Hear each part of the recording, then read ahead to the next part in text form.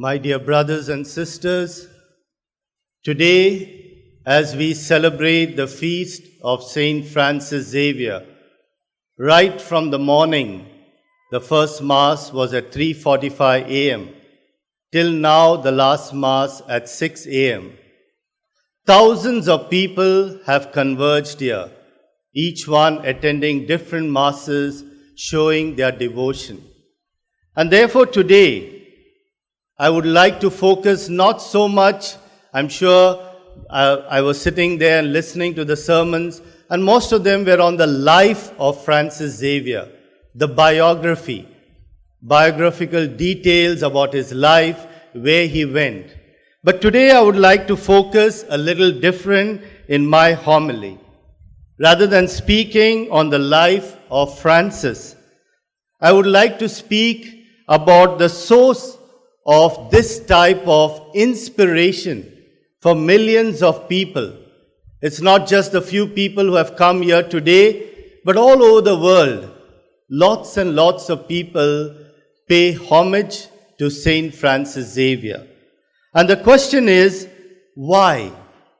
And therefore, today the title I have put for what I'm going to speak is Francis Xavier, an enduring inspiration for pilgrims in today's challenging times.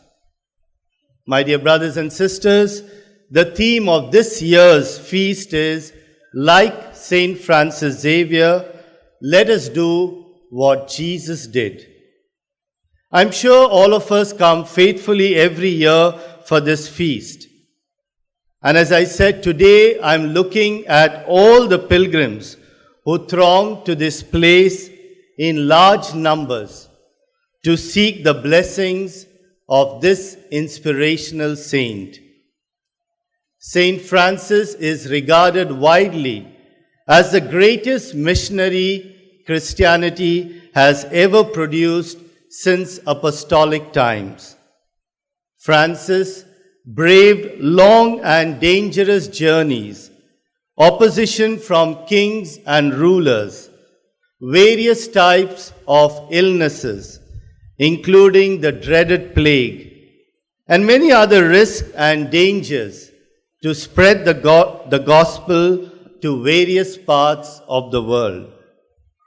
His never-say-die spirit that helped him to overcome all sorts of oppositions is an inspiration for each and every one of us today, as we in today's world battle increasing poverty, gross human rights violation, and rapidly spreading communalism and polarization of society.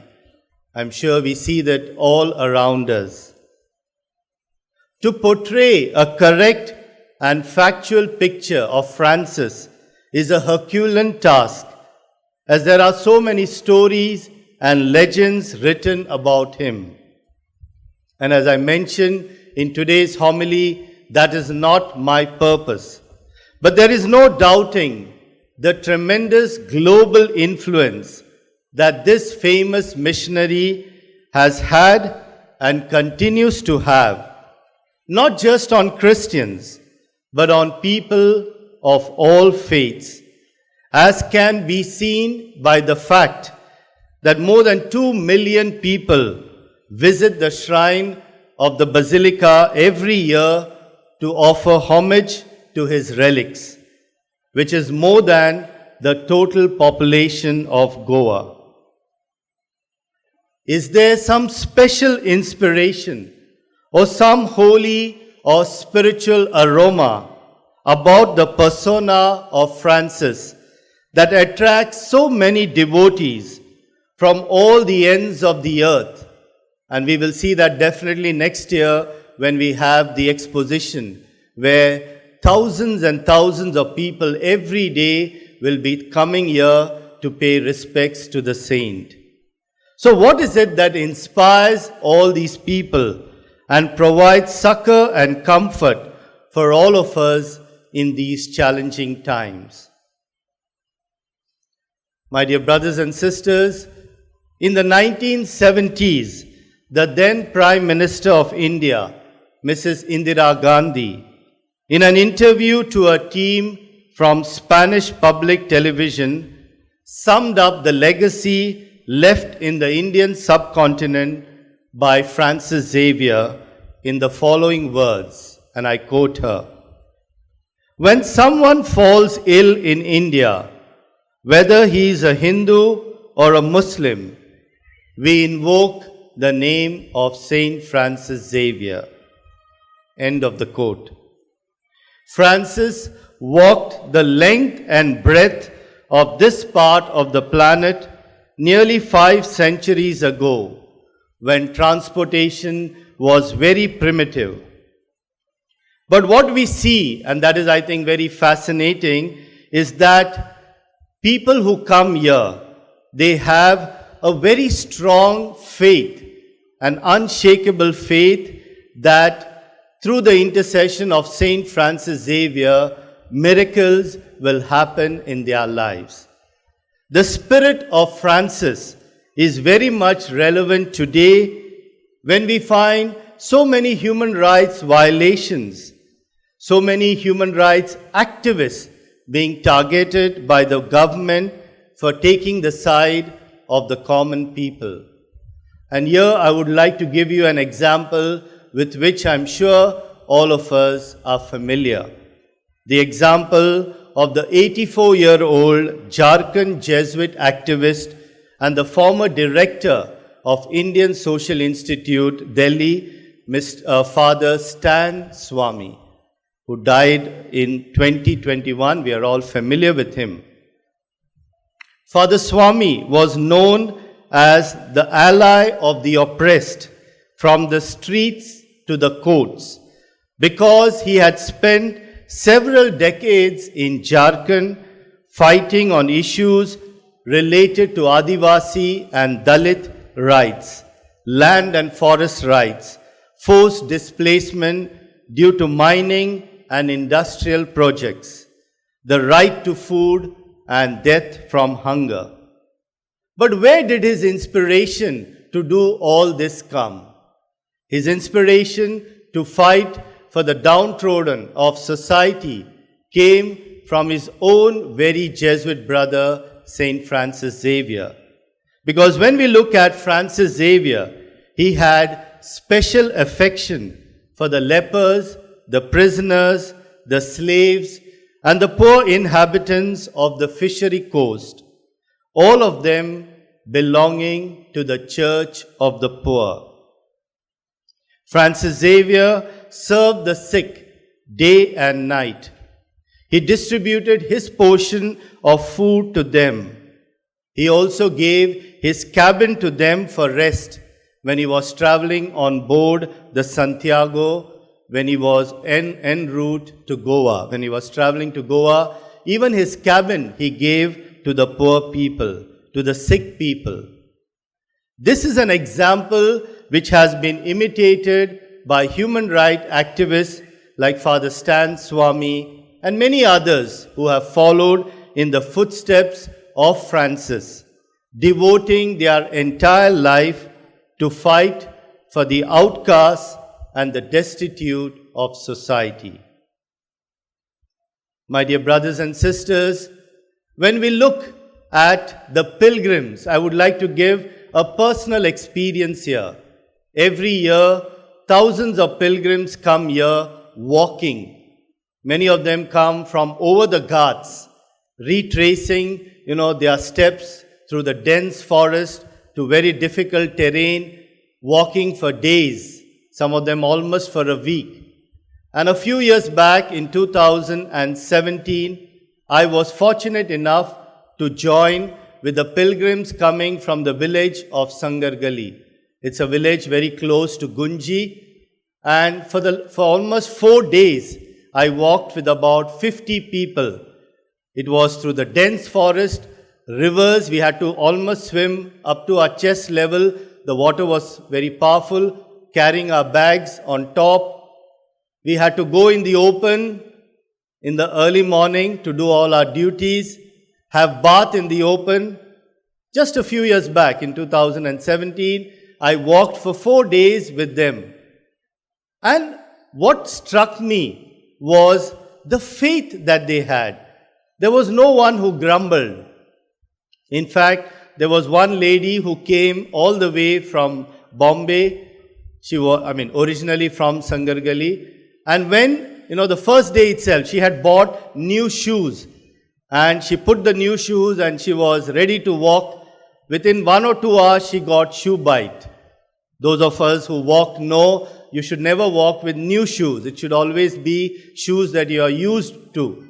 And then they had to keep her in that, the accompanying jeep. And so she had to sit there. She was very, despondent that she could not walk with us. But like the indomitable spirit that St. Francis Xavier had, she too had that same zeal. And by the last day, she was walking with us. And the last stretch, I remember that morning from Marcel, we walked here, which is about 7-8 kilometers. She walked with all of us and entered here in Old Goa on her feet. That is the spirit. Where do these people get it from? From the life of St. Francis Xavier. When we look at his life, we know how he walked thousands and thousands of kilometers. He went to most parts of Asia in those days when there was no transportation, when there was you couldn't book a flight, you couldn't, easily travel, where travel meant hours and hours you had to spend, very difficult, and yet here was Francis Xavier. And that is the inspiration. I've written an article on that whole pilgrimage, and when I interviewed some of the people and asked them, what was it that inspired them? Many of them said, my father has been walking and I'm continuing that legacy. Many of them mentioned to me, at least one member of our family makes sure every year we walk. If I cannot walk, my brother or my sister or my husband or wife, one of them will walk. And what is the reason? When I asked them, they said, because we believe that if we go walking and seek the blessings of Francis Xavier, his blessings will come on our family. We know we have that deep faith. My dear brothers and sisters, I think this is what I mentioned in the beginning, my title. St. Francis Xavier is an enduring inspiration to countless of pilgrims, even in today's modern challenging times. When we are faced with so many difficulties, when we live in a fast-paced life, where every time things are moving so quickly, in those times, Francis Xavier becomes an inspiration. Even though he didn't have the type of modern communication that we have, he was able to move from place to place rapidly because he was fired with that zeal. And that same zeal, each one of us is called. So my dear brothers and sisters, I would like to end with a letter that St. Francis Xavier wrote to his superior general, St. Ignatius in Rome. I quote,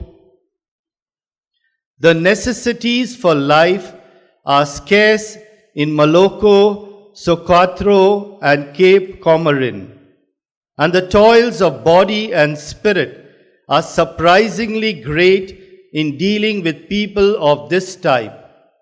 The languages in these regions are hard to learn, and the dangers to body and soul are moreover great and difficult to avoid."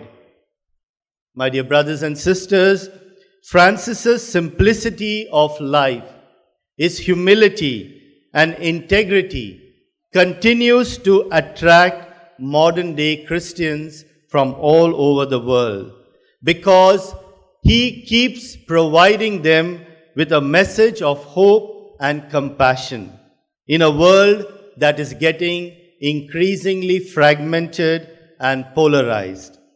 And thus, the life of St. Francis Xavier is an enduring inspiration for each and every one of us to do what Jesus did.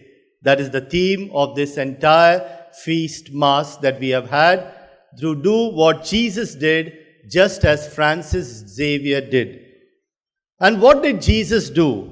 When we look at Jesus' life, he challenged the unjust, the social and political and religious systems of his times.